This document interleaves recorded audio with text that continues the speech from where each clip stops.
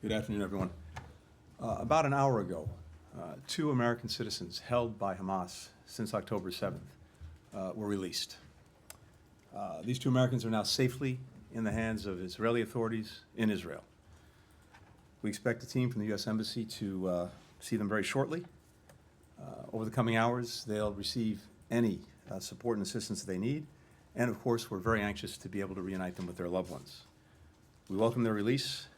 We share in the relief that their families, friends, and loved ones are feeling.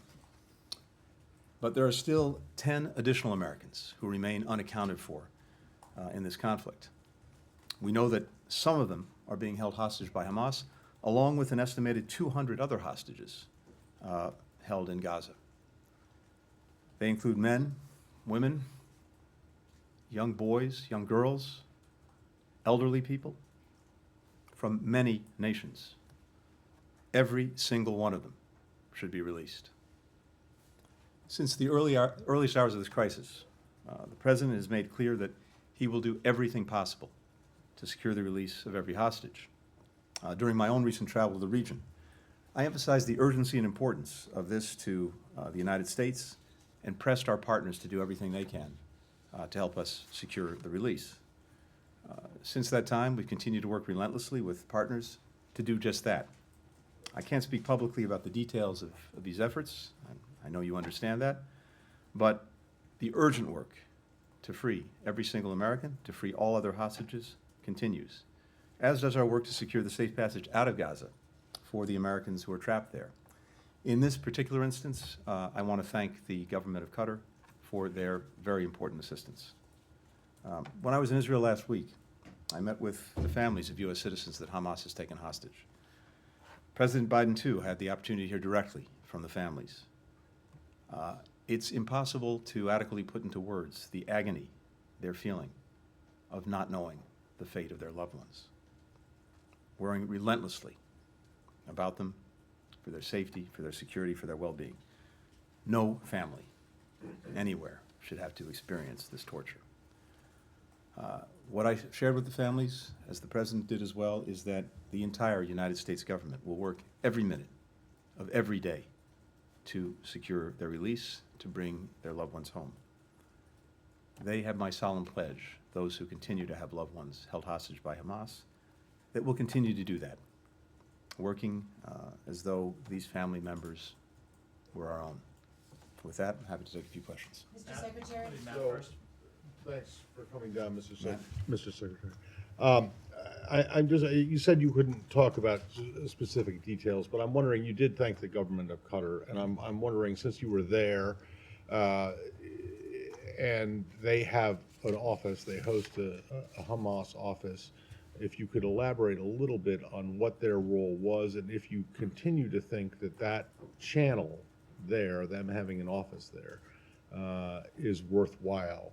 And then secondly, a lot has been made by you, by the President, by other officials about how it is important for Israel once, if and when it begins a ground incursion into Gaza, for it to respect the rules of war international. And I'm curious if you think that to date, even before that ground incursion has started, if Israel is respecting those rules and laws. Thank you. Matt, thanks for the questions. You'll understand that because this is an ongoing effort to get Americans who are hostage in this moment in Gaza out, to secure their release, to get them back with their families. I really can't go into any details about what we're doing, how we're doing it. And all I can say with regard to Qatar is, in this instance, we very much appreciate their assistance. Beyond that, I really can't say, because again, we want to focus on making sure that we're getting those who remain hostage back home and with their loved ones. That's the single most important thing. With regard to how Israel is conducting its operations, I think you've heard the President speak to this very clearly. You've heard me speak to this very clearly. We've said, we believe strongly that Israel has not only the right, but the obligation to defend itself against it's very hard to put into words, the nature, the barbarity of the attacks. And they really do have the obligation to defend themselves against it, to do whatever they can to try to make sure that this doesn't happen again. But we've been very clear as well that the way Israel does this matters, and in particular, it's important that operations be conducted in accordance with international law, humanitarian law, the law of war, as applicable, and that everything be done to minimize the loss of civilian life. And we continue to focus on that, just as we're also focusing on getting assistance into people in Gaza who need it. There will be plenty of time to make assessments about how these operations were conducted, but I can just say for the part of the United States that this continues to be important to us. And again, it's what distinguishes us, distinguishes Israel from terrorist groups like Hamas, which not only have absolutely no concern for innocent human life, they intentionally use innocent human lives to hide behind, to use as, quite literally, as human shields, knowing that civilians invariably are going to suffer in conflict. Andrea?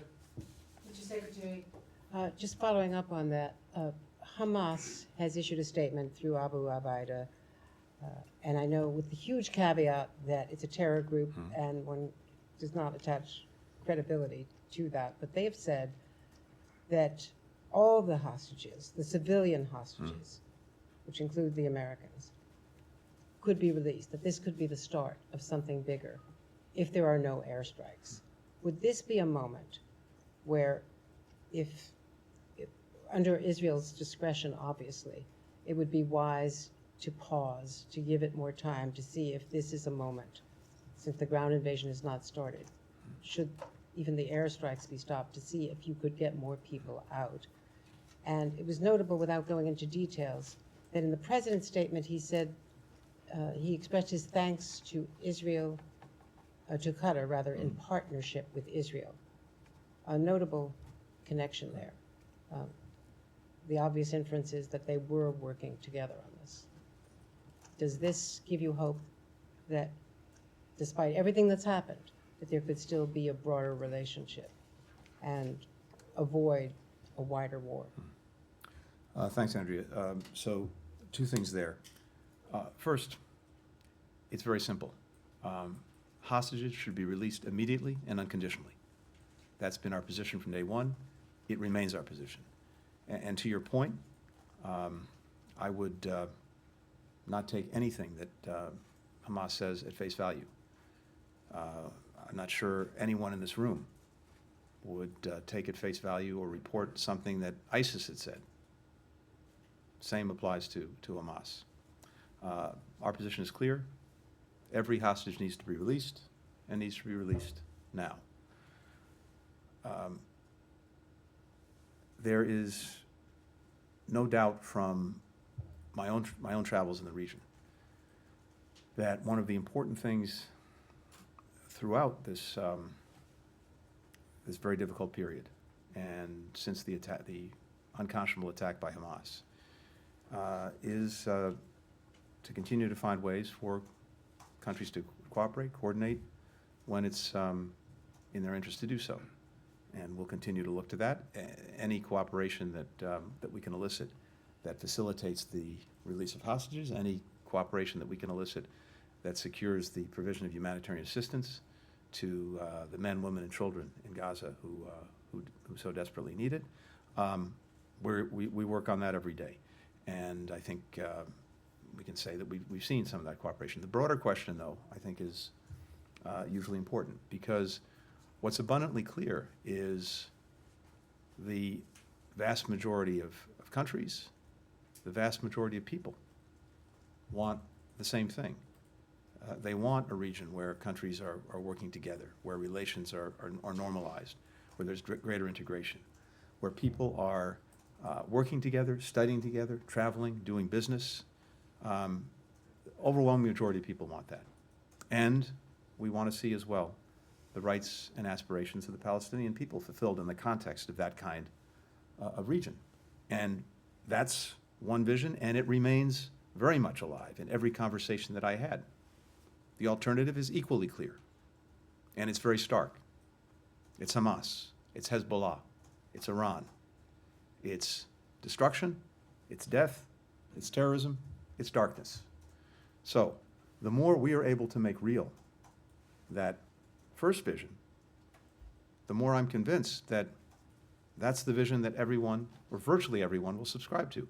So even as we are working through this challenge, this crisis, it's important to keep that vision alive, because it's important that people know that there is an alternative, and that everything that they hope for and that they aspire to is going to be best addressed through what I've just described, that first vision. We'll continue to do that. Jennifer? Thanks, Mr. Secretary. What can you tell us about the condition of these 2 Americans who have been released? What is their health status? And do you have any details on the condition of the Americans who are being held hostage? Have you seen any proof of life on them? And then on the Rafah crossing, what is the holdup in operationalizing this deal? And will we see it open this weekend? I can't speak to the condition of the 2 hostages who were just released. First, out of respect for their privacy. Second, because we haven't had a chance yet, maybe it's happening as we speak, to get our own team in there to see them, to evaluate them, and most importantly, to reunite them with their loved ones. So I'm sure that'll come out in the hours, certainly the days ahead, but I don't have anything for you on that now. Nor do I have anything for you on the status of or condition of Americans who continue to be held by Hamas. With regard to the Rafah crossing, as you know, when some of us were traveling together in the region over the past week, getting assistance moving was among my top priorities. And we worked very hard with the government of Israel, the government of Egypt, to do just that. And we secured an understanding that we would develop a plan to move assistance.